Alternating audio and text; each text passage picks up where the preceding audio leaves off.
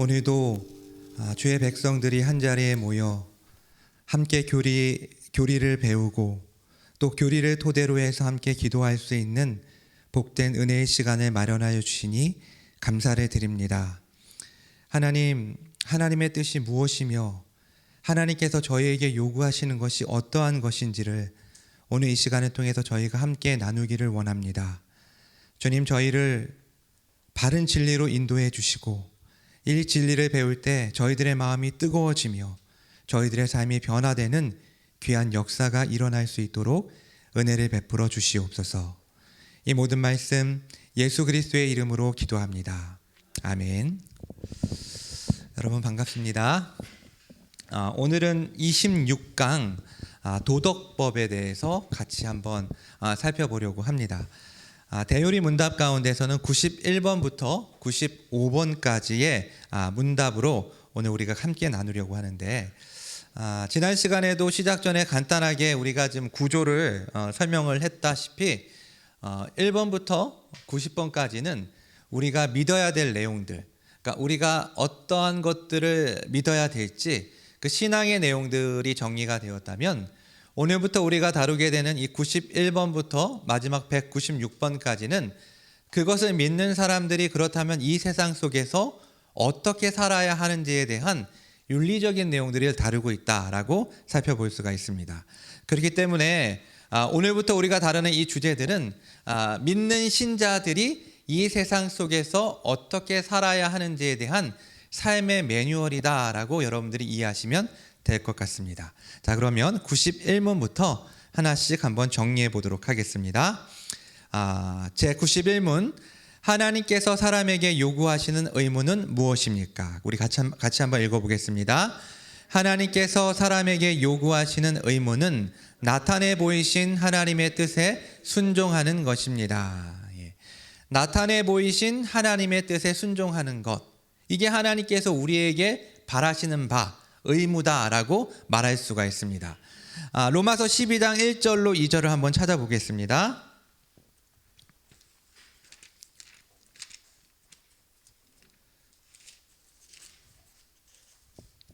로마서 12장 1절로 2절 말씀 같이 한 목소리로 읽도록 하겠습니다. 그러므로 형제들아, 내가 하나님의 모든 자비하심으로 너희를 권하노니 너희 몸을 하나님이 기뻐하시는 거룩한 산 제물로 드리라. 이는 너희가 드릴 영적 예배니라. 너희는 이 세대를 본받지 말고 오직 마음을 새롭게 함으로 변화를 받아 하나님의 선하시고 기뻐하시고 온전하신 뜻이 무엇인지 분별하도록 하라. 아멘. 사도 바울은 이 세상의 사조, 이 세상의 사상은 하나님의 뜻과 반대되기 때문에 너희는 이 세상 속에서 이 세대를 본받지 말고 하나님의 선하시고 기뻐하시고 온전하신 뜻이 무엇인지 분별하라고 말씀하고 있습니다. 여러분, 그렇다면 하나님의 뜻이 뭘까요? 하나님의 뜻이 이따가 우리가 다루게 될 이 도덕법이 하나님의 뜻이라고 말할 수가 있습니다. 자, 그러면 사무엘상, 제가 프린트가 잘못됐는데요, 사무엘상 15장 23절이 아니라 22절 말씀 한번 찾아보겠습니다.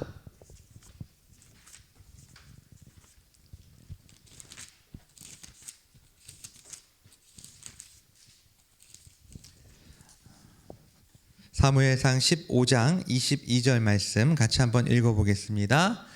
사무엘이 이르되 여호와께서 번제와 다른 제사를 그의 목소리를 청정하는 것을 좋아하심같이 좋아하시겠나이까?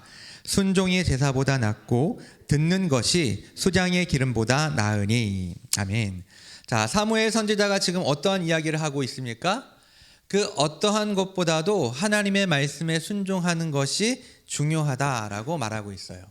그러니까 우리가 여기에서 얻어야 될 중요한 교훈은 하나님의 뜻을 분별하고 그 분별한 그 뜻을 순종하는 것이 하나님이 우리에게 요구하시는 의무라는 것을 알 수가 있습니다. 자, 그렇다면 왜 우리는 하나님의 뜻에 순종해야 할까요? 두 가지의 이유가 있습니다. 첫 번째는 하나님께서 창조주이시기 때문입니다. 하나님께서 우리를 만드셨고 우리는 하나님이 만드신 피조물이기 때문에 우리는 하나님을 사랑하고 섬겨야 할 도덕적인 의무를 가지게 되는 것입니다. 하나님이 주권자이시죠. 마치 토기장이가 그릇을 자신의 마음대로 빚는 것처럼 우리를 빚으셨기 때문에 우리는 마땅히 그 주권자이신 주님의 뜻에 순종해야 할 의무를 갖게 되는 것입니다. 두 번째 이유는 뭐겠습니까? 구속주이기 때문입니다. 신자는 하나님께서 죄와 비참의 상태에서 구원해 주셨기 때문에 하나님을 사랑하고 섬겨야 할 의무를 부여받게 되었습니다. 그렇기 때문에 하나님이 우리의 창조주이시고 하나님이 우리의 구속주이시기 때문에 우리는 하나님의 뜻에 순종하는 삶을 살아야 한다는 것이죠. 자, 그렇다면 우리는 하나님의 뜻에 순종할지의 여부를 선택할 수 있을까요? 여러분의 마음대로 하나님의 순종해 볼까? 순종하지 말까? 결정하고 선택할 수 있겠습니까? 중요한 것은 하나님께서는 우리에게 그 순종의 뜻을 강요하지 않으신다라는 거예요. 하나님은 스스로 우리가 결정할 수 있는 우리의 의지를 존중해 주시지만 문제는 하나님의 뜻에 불순종하는 것은 곧 창조주 하나님에 대한 반역, 대적하는 행동으로 간주되기 때문에 그에 상응하는 심판을 받게 될 것입니다. 우리 마음대로 할 수 있습니다. 우리의 의지와 우리의 선택에 따라서 하나님의 뜻에 순종할 수도 있고 순종하지 않을 수도 있어요. 하지만 그에 대한 대가가 분명히 있다라는 것이죠. 나중에 그 대가가 무엇인지 우리는 살펴보게 될 것입니다. 자, 92문입니다. 하나님께서 사람의 순종을 위해 처음 나타내 보이신 것은 무엇입니까? 같이 읽겠습니다. 하나님께서 죄가 없는 상태에 있는 아담과 아담 안에 있는 모든 인류에게 순종의 법칙으로 나타내 보이신 것은 선악을 알게 하는 나무의 열매를 먹지 말라고 하신 특별한 명령과 그와 함께 주신 도덕법이었습니다. 자, 무죄 상태. 이 무죄 상태라는 것은 아담과 하와가 범죄하기 이전의 상태를 의미하는 것이겠죠. 에덴 동산 안에서 하나님과 함께 교제하며 아름다운 샬롬을 누리고 있었던 그 상태를 의미하는 것입니다. 자, 이때 인류에게는 두 가지의 명령이 부여된 거예요. 첫 번째 명령은 무엇이었습니까? 선악과를 먹지 말라는 것이죠. 자, 한번 창세기 2장 16절, 17절을 한번 읽어보겠습니다.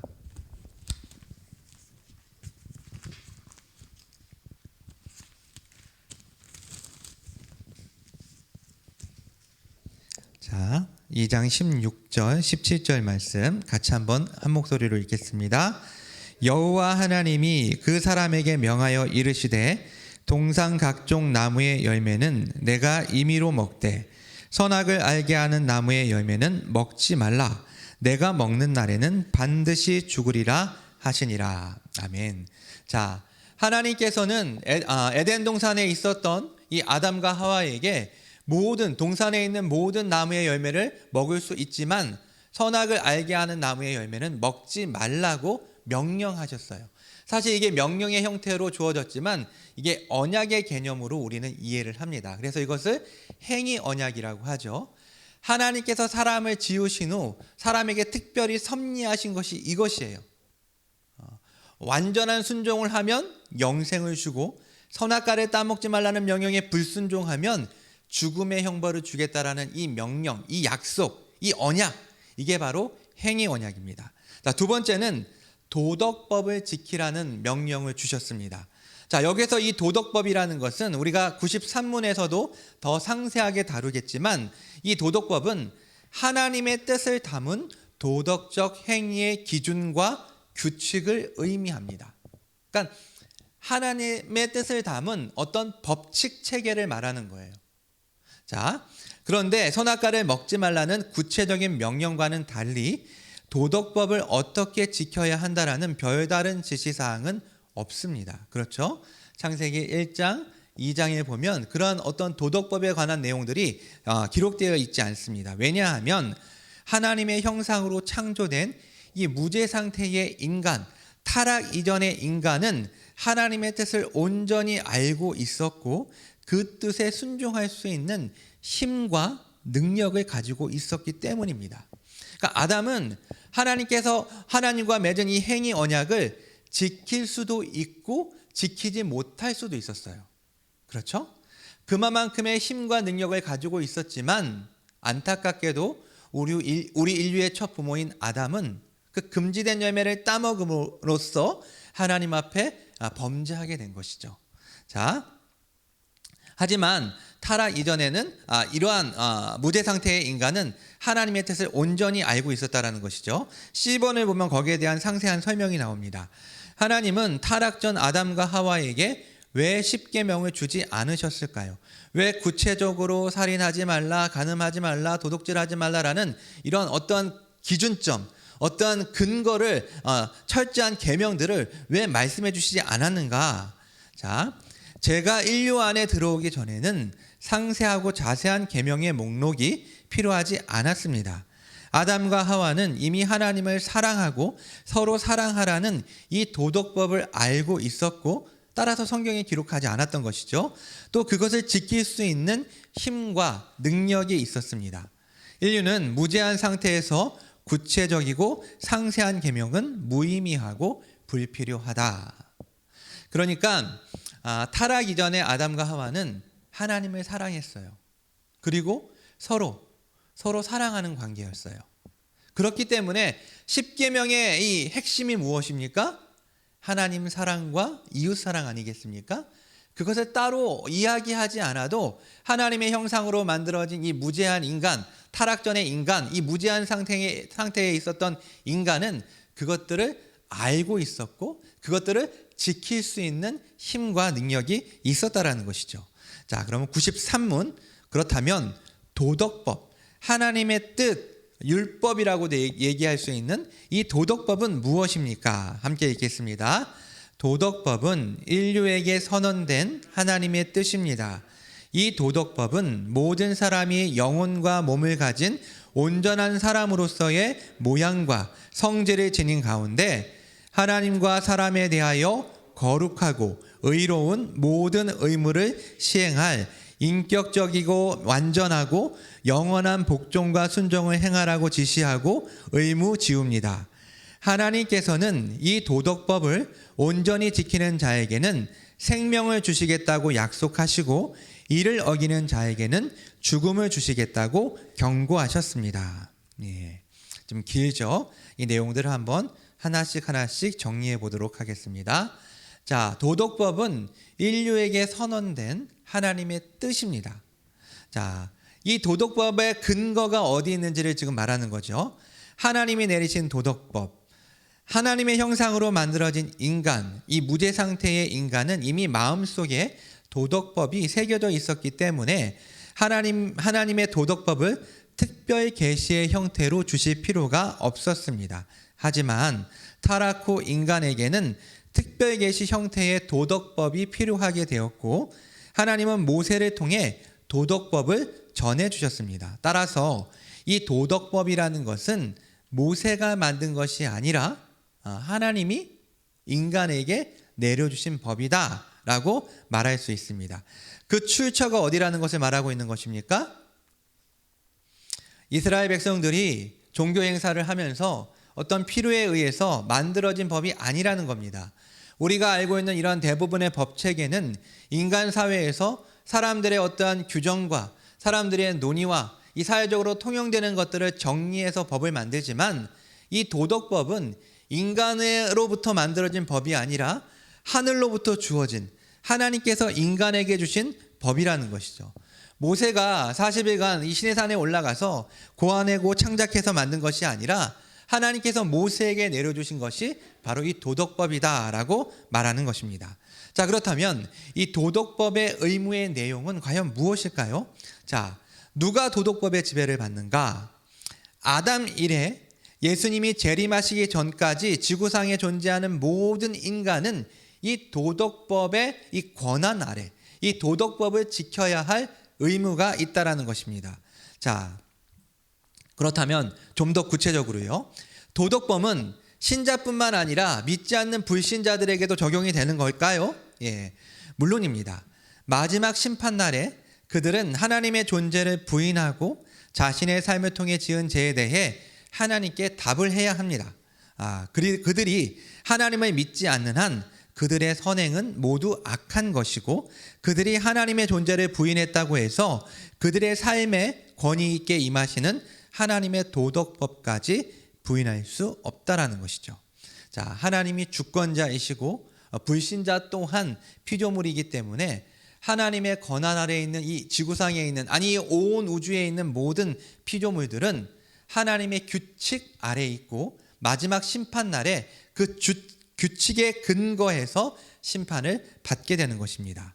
자, 두 번째는요, 몸과 영혼으로 이것을 지켜야 한다는 것입니다. 하나님의 뜻은 영혼만이 거룩하게 되는 것이 아니라 영혼과 몸 모두가 거룩하게 되는 것이 하나님의 뜻이죠. 따라서 우리의 마음뿐만 아니라 몸으로도 도덕법에 순종해야 합니다. 왜 이러한 이야기를 했을까요? 헬라 철학의 영향을 받은 사람들은 이 영의 상태로만 굉장히 중요하게 여겼기 때문에 이 육에 대한 개념들은 굉장히 무시하는 경향이 있었습니다. 그래서 죽으면 땡이고, 이 죽으면 이데아의 세계로 가고 영혼의 상태가 가장 좋은 상태라고 이야기를 하지만, 사실 하나님께서 인간을 만드실 때는 몸과 영혼과 몸이 합쳐진 상태로 만들었기 때문에 이 몸 또한 하나님으로부터 구속을 받게 될 것이기 때문에 이 몸도 하나님의 법에, 하나님의 이 도덕법에 순종하는 삶을 살아야 한다는 것입니다. 때문에 하나님의 도덕법이 무엇인지 이해하고 알고 동의하는 것에서만 그쳐서는 안 되고, 우리의 삶을 통해서, 우리의 몸을 통해, 이 손과 발을 통해서 이 도덕법을 지켜야 할 의무와 책임이 모든 사람에게 부여되는 것입니다. 자, 하나님과 사람에 대해 거룩하고 의로운 모든 의무를 시행하라. 자, 하나님 사랑과 이웃 사랑은요, 구분은 되지만 구별될 수가 없는 하나의 패키지입니다. 자, 예수님은 지극히 작은 자 하나에게 한 것이 곧 나에게 한 것이라고 마태복음 25장 40절에서 말씀하셨죠. 그래서 도덕법은 하나님을 향한 의무뿐만 아니라 사람을 향한 의무도 포함하고 있습니다. 하지만 하나님을 사랑하는 것과 이웃을 사랑하는 것이 같은 개념, 같은 본질은 아니라는 것이죠. 하나님을 사랑하는 것은 피조물의 당연한 의무이지만 이웃을 사랑하는 것은 하나님의 명령입니다. 따라서 하나님께는 항상 순종해야 하지만 사람에게는 하나님의 뜻 안에서 순종해야 합니다. 같은 패키지이고, 하나님을 사랑하는 사람은 반드시 이웃을 사랑해야 하는 것이 맞지만 약간 다른 개념이라는 것이죠. 이 개념 자체가 다르기 때문에 여기에 대한 분명한 이해를 주기 위해서 이런 부연 설명을 하고 있는 것입니다. 자, 네 번째는요, 인격적이며 완전하고 영원한 복종과 순종으로 행하라. 여기서 첫 번째 인격적이라는 것은 하나님은 우리에게 기계적인 순종이 아니라 마음을 다하고 뜻을 다하고 힘을 다하여 순종하기를 원하십니다. 어떠한 마음으로? 하나님을 향한 존경의 마음과 자발적인 마음으로 우리가 하나님의 뜻에 순종하기를 원하시는 것이죠. 그리고 완전하고 영원한 복종을 원하십니다. 도덕법의 일부만을 일시적으로 지키는 것은 하나님의 뜻은 아니라, 그러니까 10계명이 있죠. 내가 나머지 9계명을 다 지켰는데 마지막 한 계명, 10계명을 못 지켰다. 그럼 계명을 다 못 지키는 거예요. 하나님이 원하시는 것은 완전하게, 100% 완전하게, 그리고 어떤 한 시점에만 지키는 것이 아니라 우리의 삶의 전체를 통틀어서 지속적으로 그 계명, 그 도덕법을 지키는 것을 하나님께서는 우리에게 요구하고 있는 것이죠. 자, 사도 바울은 도덕법 전체를 항상 지켜야만 율법의 저주에서 벗어날 수 있다고 말했습니다. 하지만 문제는요, 그 누구도 이 하나님의 도덕법을 몸과 영혼으로 인격적이며 완전하고 영원히 복종할 수 있다 없다? 없다라는 거예요. 그 어떠한 사람도, 아무리 훌륭한 사람이라고 할지라도, 우리가 성경에서 살펴볼 수 있는 신앙의 위인, 믿음의 영웅이라고 할지라도 하나님께서 요구하시는 이 도덕법을 완벽하게 완전하게 지킬 수 있는 존재는 없다라는 것이죠. 자, 그렇다면 지킬 수 없는 법을 요구하시는 하나님은 부당하신 분이 아니십니까?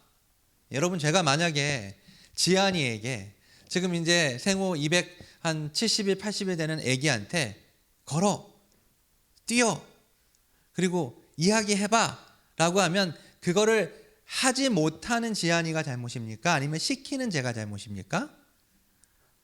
시키는 제가 잘못이죠. 그 아이는 지금 그걸 할 수 없어요.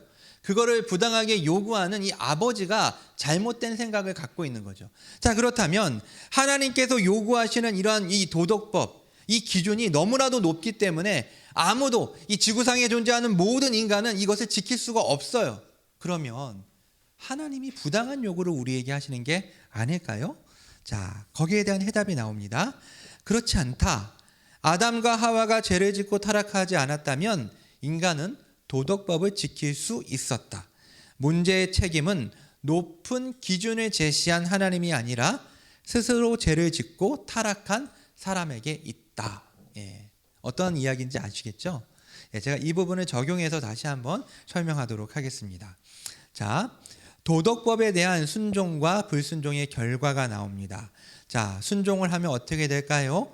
도덕법을 지키는 자에게는 생명이 약속되었죠. 로마서 10장 5절을 보면 이렇게 나와 있습니다. 모세가 기록하되 율법으로 말미암는 의를 행하는 사람은 그 의로 살리라 하였거니와.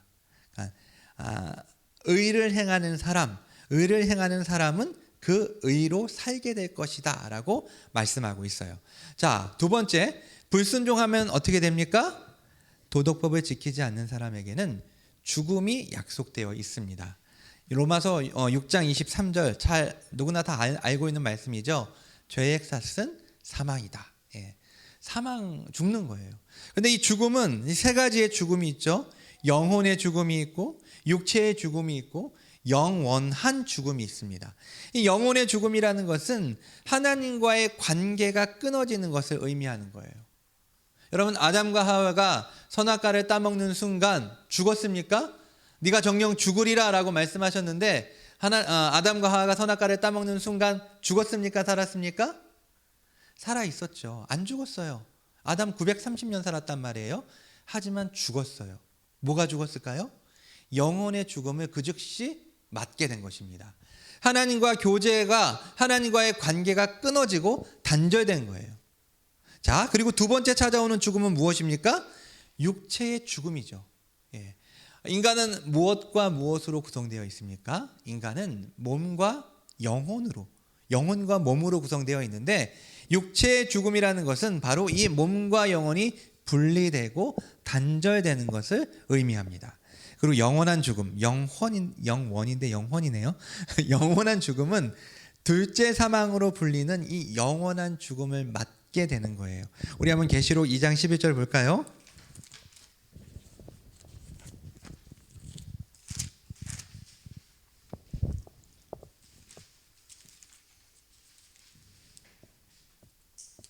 자, 2장 11절 같이 읽겠습니다. 기이는 자는 성령이 교회들에게 하시는 말씀을 들을지어다. 이기는 자는 둘째 사망의 해를 받지 아니하리라. 이 둘째 사망이라는 것은 최후의 심판을 받고 이제 지옥불에 떨어지는 그 상태를 의미합니다. 그러니까 영원토록 하나님과 단절되어서 이 불이라고 하는 것은 고통을 의미하는 거거든요. 상징하는 것이고 어둠이라는 것은 깊은 고독과 외로움과 단절을 의미하는 거예요.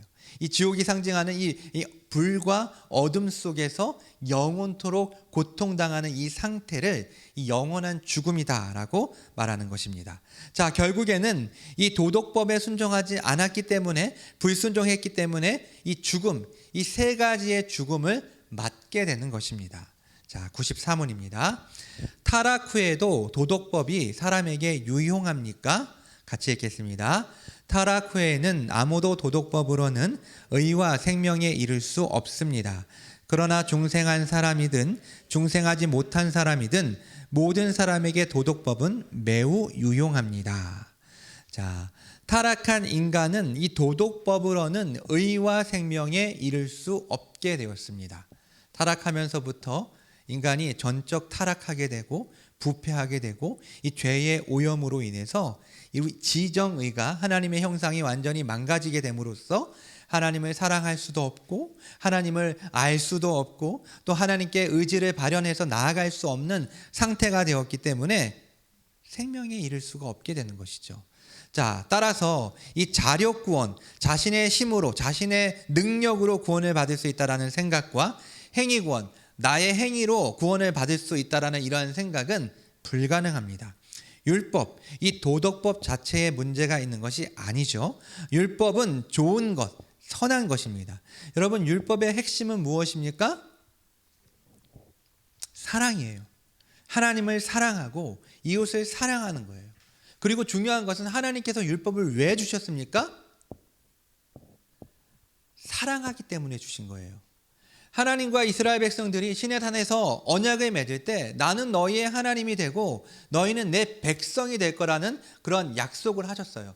여러분, 언약을 맺는다라는 것은요, 특별한 관계 속으로 들어가는 것을 의미해요. 언약을 맺기 전에는 저 사람과 내가 남남이었어요. 그렇죠? 하지만 언약을 맺음으로써 이 사람과 나는 특별한 관계로 들어가게 되는 겁니다.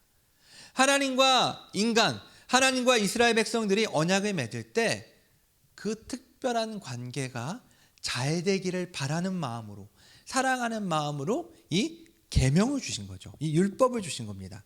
자, 그렇기 때문에 율법은 좋은 것이고 선한 것입니다. 문제는 인간이죠.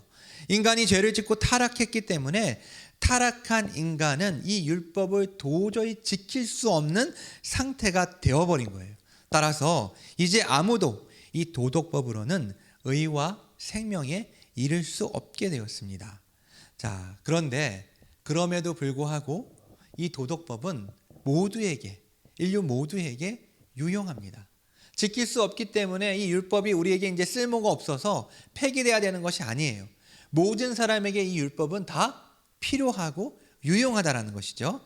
그래서 대요리 문답은 이 모든 사람을 향한 율법의 순기능을 바로 뒤에 나와 있는 제95문답에서 다루고 있고, 또 중생하지 못한 사람들을 위해서 96문답에서, 그리고 중생한 사람들을 위해서 97문답에서, 그러니까 이제 이 두 가지는 다음 주에 우리가 배우게 되겠죠. 예, 그 이유에 대해서 설명을 하고 있습니다.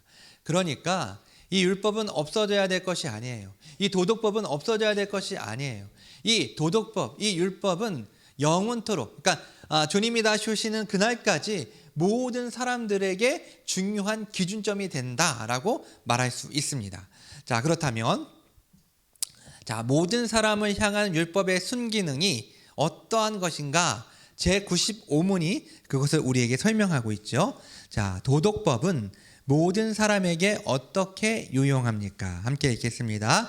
도덕법은 하나님의 거룩한 본성과 뜻, 이를 쫓아 행해야 할 사람의 의무를 알려주기에 모든 사람에게 유용합니다.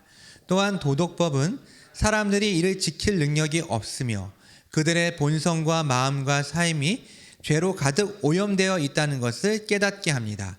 그래서 그들이 죄와 비찬 가운데 있음을 알게 하여 겸손하게 하고, 이 때문에 그리스도와 그분의 완전한 순종이 그들에게 필요하다는 것을 더욱 분명히 보도록 도와줍니다. 예. 자, 도덕법의 유익이 쭉 나오죠. 자, 도덕법의 유익 첫 번째는 무엇입니까? 이 도덕법은 하나님의 거룩한 본성과 뜻을 우리에게 계시해 줍니다. 우리는 이 도덕법을 통해서 하나님이 우리에게 뭘 원하시는지, 그 하나님의 뜻을 알 수가 있게 되고, 또 하나님이 얼마나 거룩하신 분이신지, 얼마나 성결하시고 얼마나 공의로우시고 얼마나 사랑이 많으신지 하나님이 가지고 있는 그 본성들을 이 도덕법을 통해서 알 수 있게 됩니다. 자, 성경은 율법이, 이 도덕법이 거룩하다고 말하고 있습니다.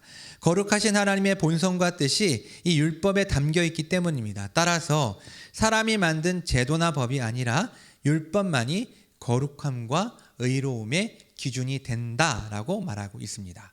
자, 두 번째 도덕법의 유익은 뭐냐? 이 A, 하나님의 거룩한 본성과 뜻을 알고 이것을 쫓아야 할, 이것을 따라야 할 사람들의 의무를 알려준다라는 것이죠. 하나님의 이 도덕법을 통해서 하나님의 뜻이 무엇인지를 알게 되었어요. 이 도덕법을 통해서 하나님의 기준점이 얼마만큼인지를 알게 되었어요. 하나님이 어떠한 분이신지 그 속성을 알게 되었어요. 거기서 그쳐서는 안 되죠. 그 의무, 우리에게 부여된 의무가 무엇인지 알게 되고 마땅히 어떻게 해야 되겠습니까? 그 의무에 따라 살아야 되는 것이죠. 순종해야 되는 것입니다. 자, 미가서 6장 8절 말씀 한번 찾아보겠습니다.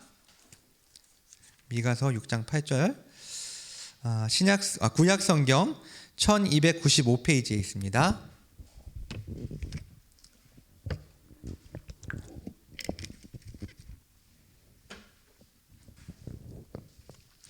자, 하나님께서는 사람의 의무를 이 도덕법을 통해서 알려주셨는데 미가 선지자는 이 미가서 6장 8절에서 이렇게 이야기합니다.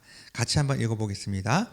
사람아, 주께서 선한 것이 무엇임을 내게 보이셨나니 여호와께서 내게 구하시는 것은 오직 정의를 행하며 인자를 사랑하며 겸손하게 내 하나님과 함께 행하는 것이 아니냐.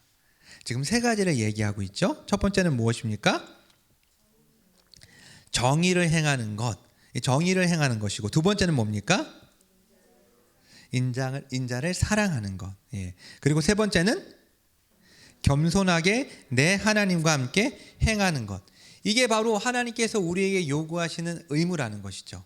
여기서 보면은 도덕법의 핵심이 정의를 행하며 자비, 인자를 사랑하며 신실함, 겸손하게 내 하나님과 함께하는 것이라고 말씀하고 있는 것입니다.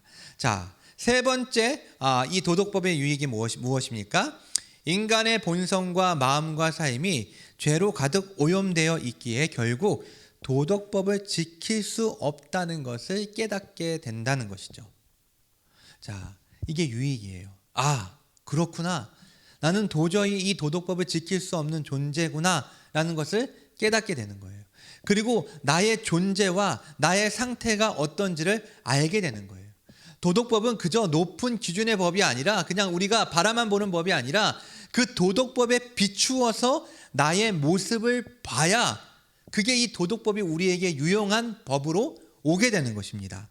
자, 율법이 선하다는 것을 우리는 알죠. 율법대로 살아야 하는 것도 압니다. 그러나 율법을 지키려고 하는 순간 어떠한 일이 일어나게 되죠? 거기에 저항하는 우리의 본성이 있다는 것을 발견하게 됩니다. 우리는 율법을 통해 결국 우리가 죄인이라는 것을 깨닫게 되고 죄를 좋아하는 본성이 우리 안에 있다는 것을 알게 되는 것입니다. 여러분, 복음 중심적인 삶을 살면 어떻게 됩니까?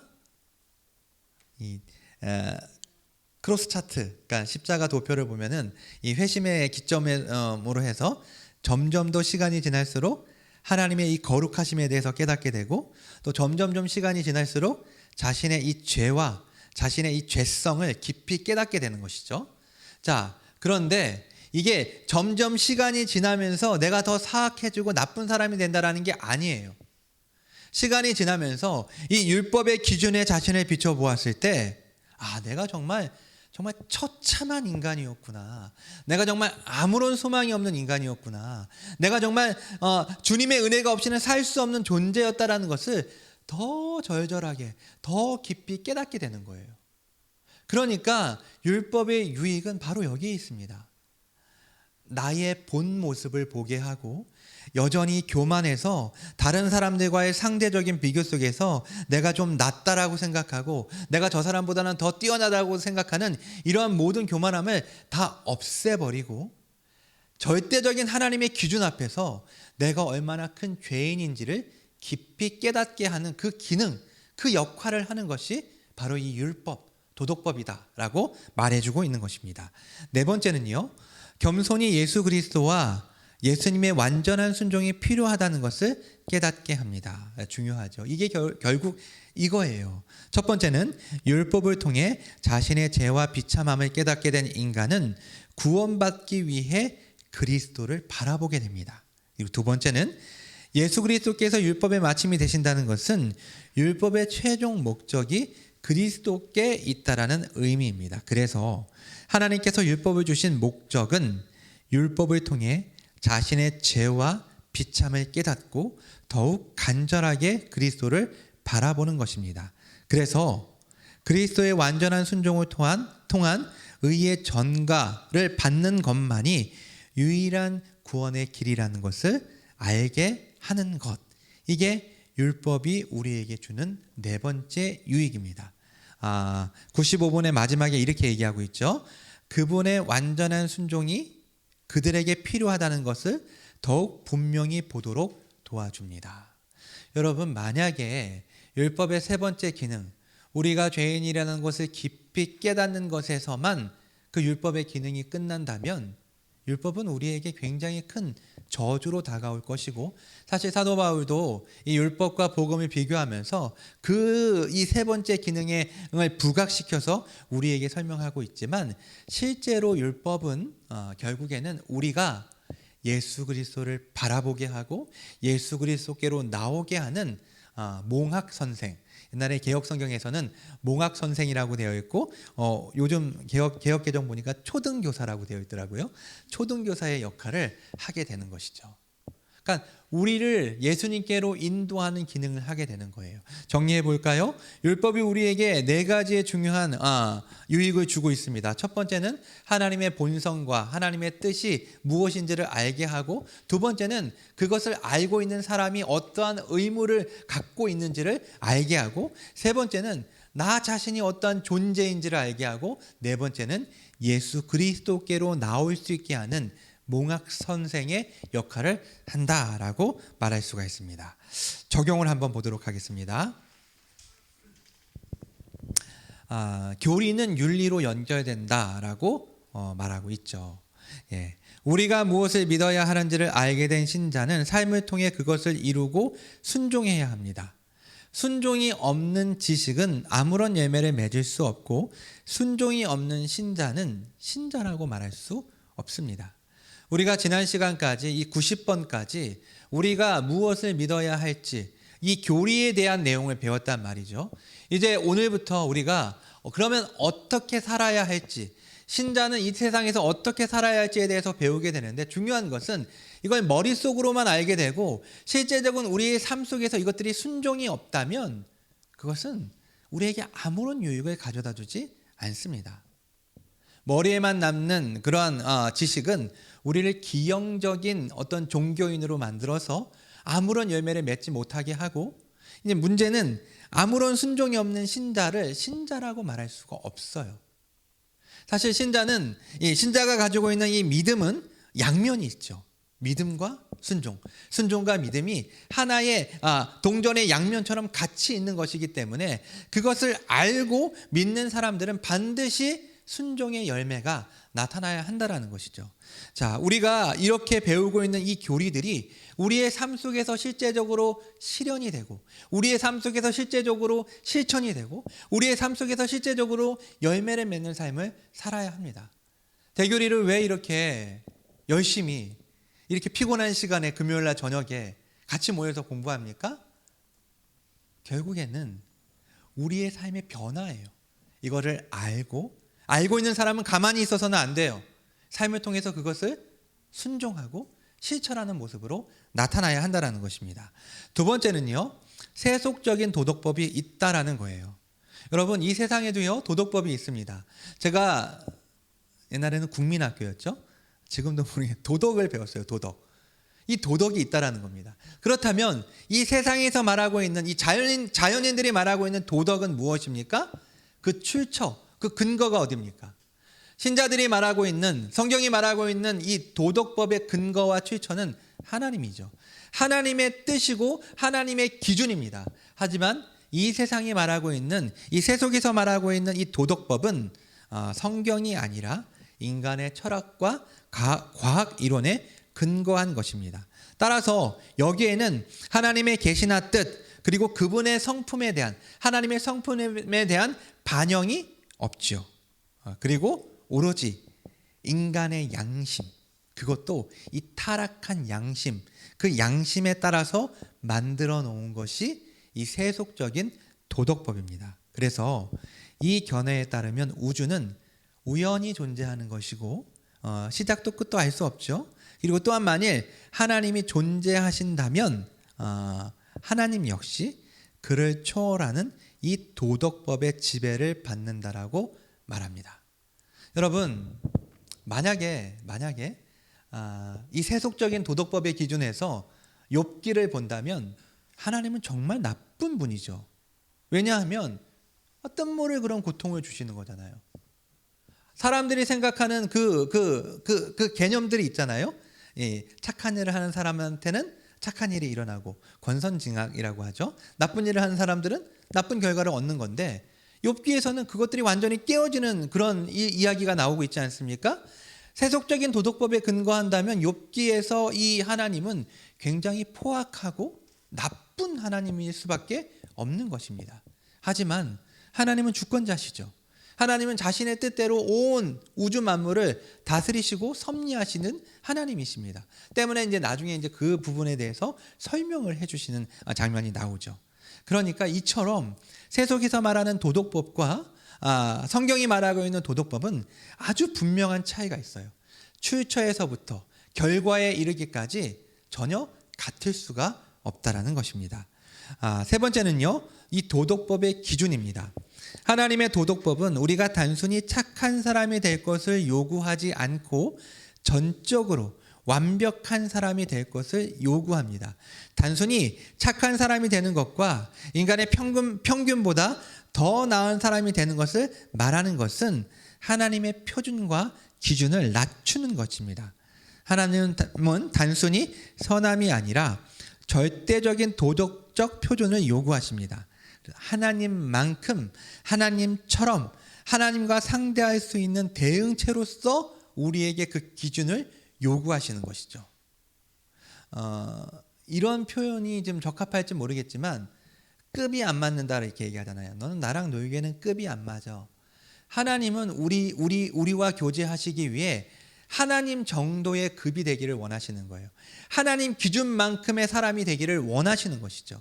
그렇기 때문에 당신의 형상으로 다른 짐승들처럼 그냥 흙으로 그냥 말씀으로 만든 게 아니라 흙을 빚어서 생기를 하나님의 형상으로 인간을 만드신 것은 대응체로서 인간을 만드신 거예요. 그렇기 때문에 그만큼 하나님이 우리에게 요구하시는 것이죠. 너희는 이 정도쯤 돼야 나와 교제할 수 있어. 하지만 그 기준을 알게 되었을 때 인간이 첫 번째로 느끼는 감정은 무엇입니까? 좌절이죠. 죽었다 깨어나도 안 되는구나. 이건 우리가 할 수 없는 것이구나.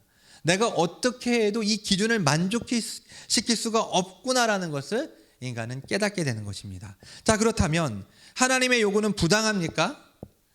솔직히 율법, 이 도덕법을 지킬 수 있는 인간은 아무도 없습니다. 그렇다면 지킬 수 없는 수준을 요구하시는 하나님은 부당하신 분일까요?